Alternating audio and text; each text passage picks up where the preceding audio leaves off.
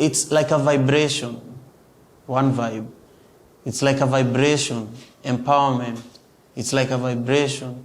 The beginning of self-empowerment is being conscious about what's going on around you and accepting it the way it is and then doing something about it. So the first person who empowered me was my mother.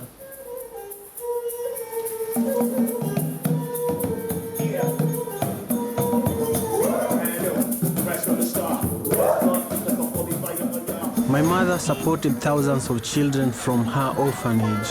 I was one of the children growing up in war, gangs, and violence. I looked to my community for leadership. My friends were taken away. My brother was taken away. It makes me think of my legacy. What kind of legacy are we going to contribute that will transform this community?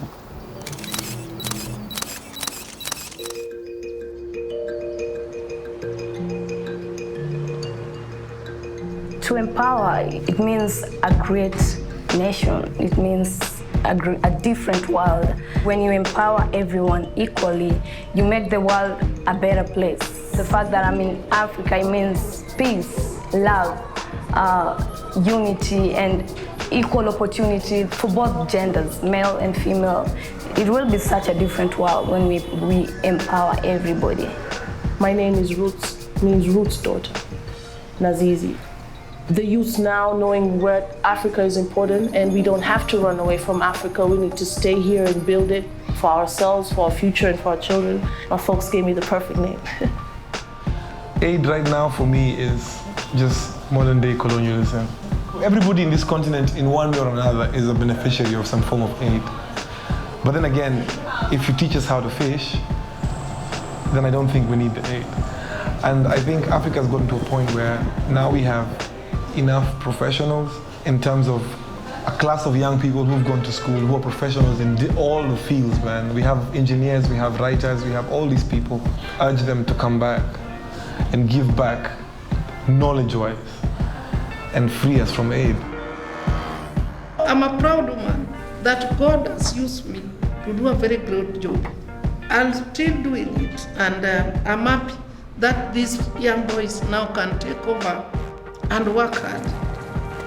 Africa has so much potential and not pushing the limits of our agriculture and our export and really just fading into corruption. And so for me, I know there's a lot of hardworking people in this country and a lot of talented youths. We're living like modern day slavery, and I think the youths need to change that. I don't use the word sustainable solutions because it's very cliche, but really that's what it is. So people are not creating sustainability. What they're doing is just pouring what they feel is an answer to a symptom and not going, to the root cause or to the root problems that might be there. So that's what I think of when I hear aid.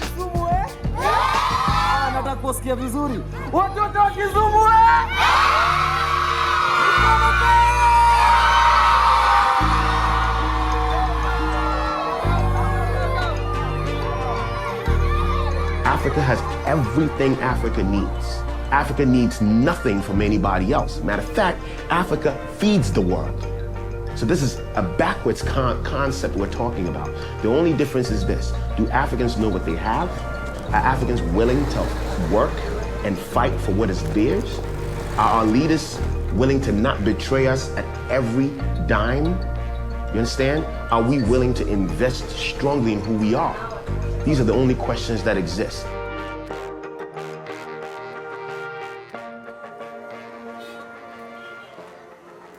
My work, it is achievement. It is empowering.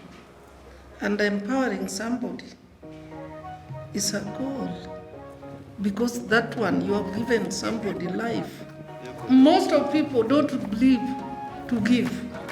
But me, I gave out my property. These are my property.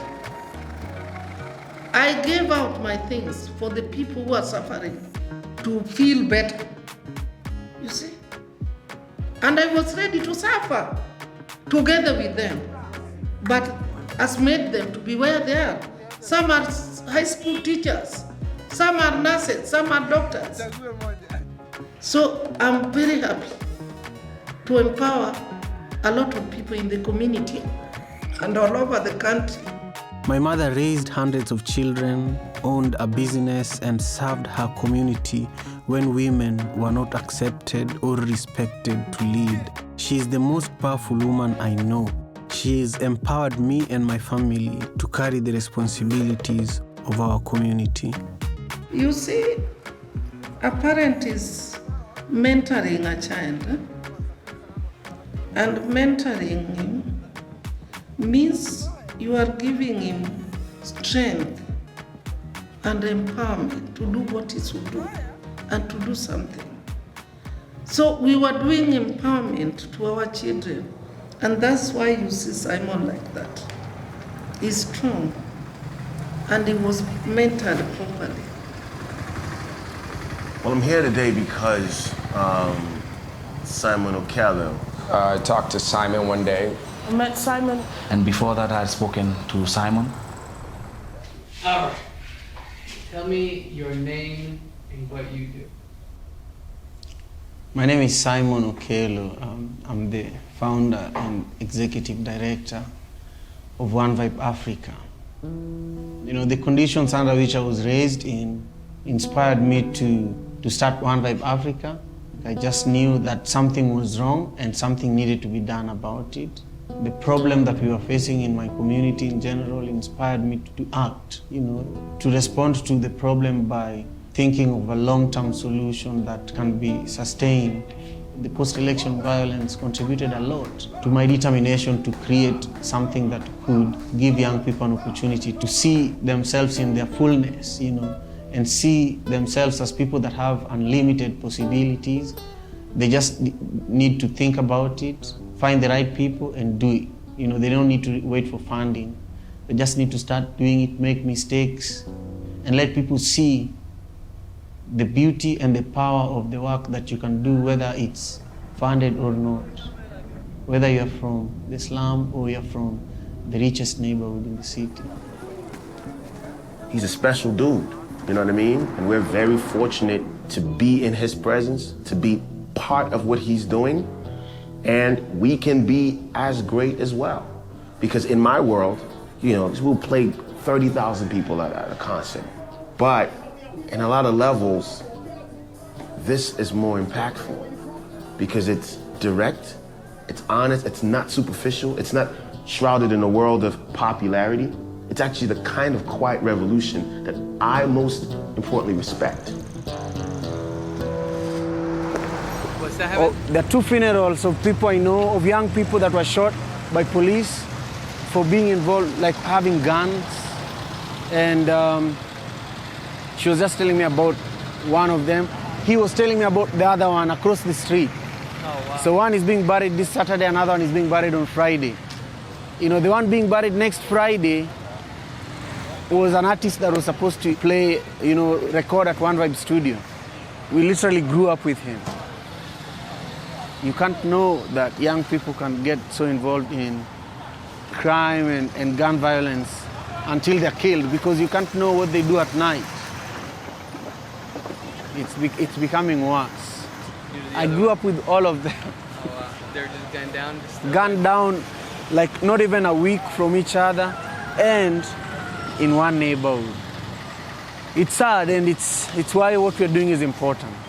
It's why what we're doing is important, because 1 hour away from, situations that can put you in danger, or away from people that can influence you to own a gun, is worth it.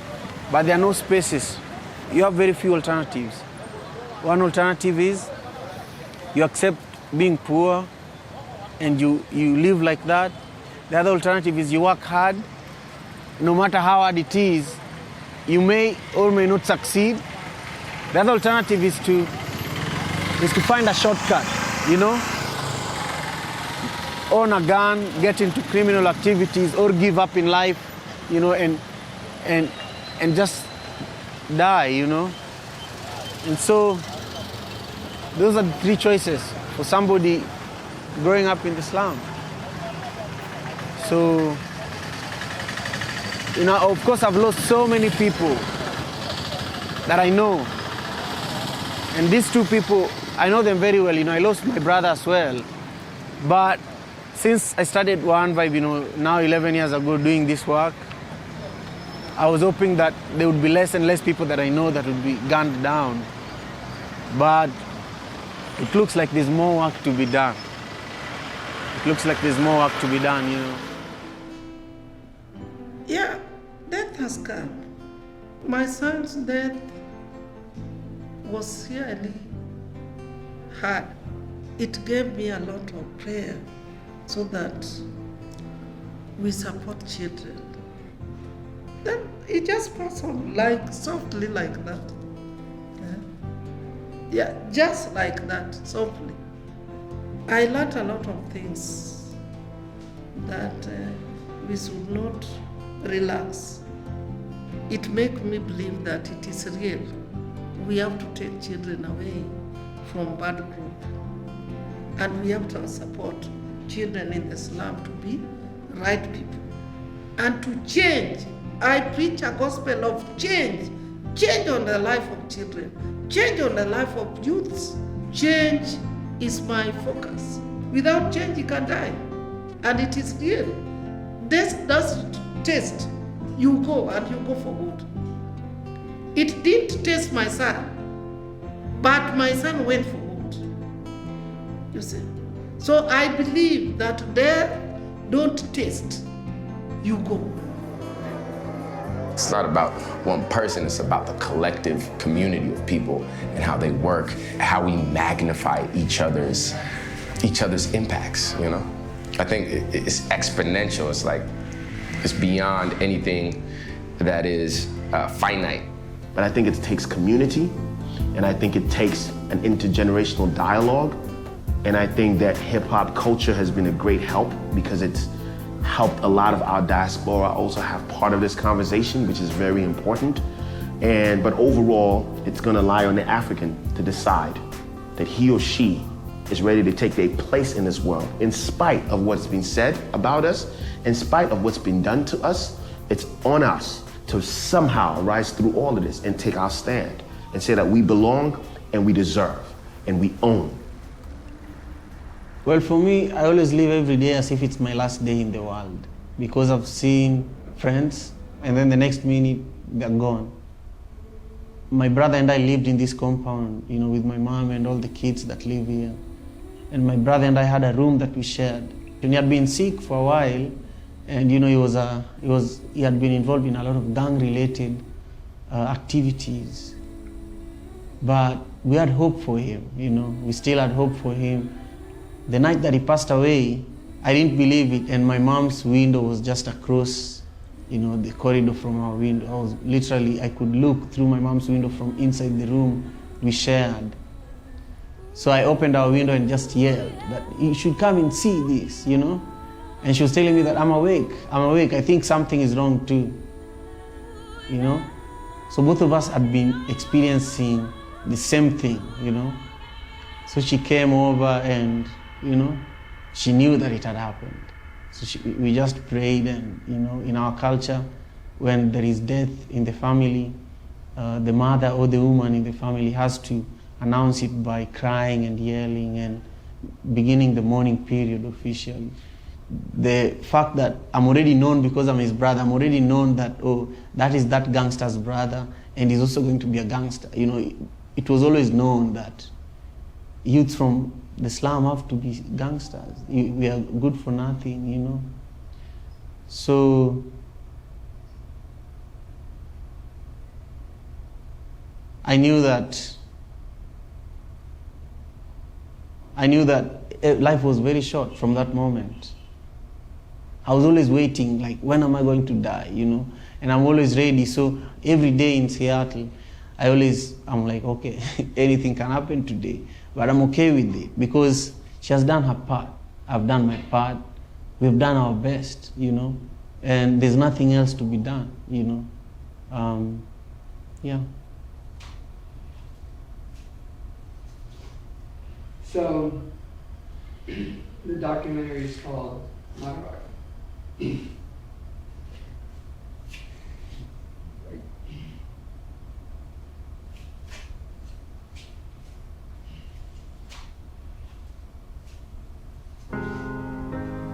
we only advance when men and women are willing to plant trees they'll never sit under.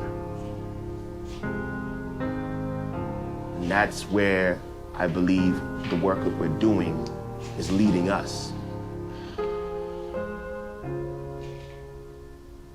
We may never see the glory, we may never embrace whatever comes out of it, but it will always give shade to whoever's coming next, and I'm witnessing it happen right now. So empowerment. Something means to you.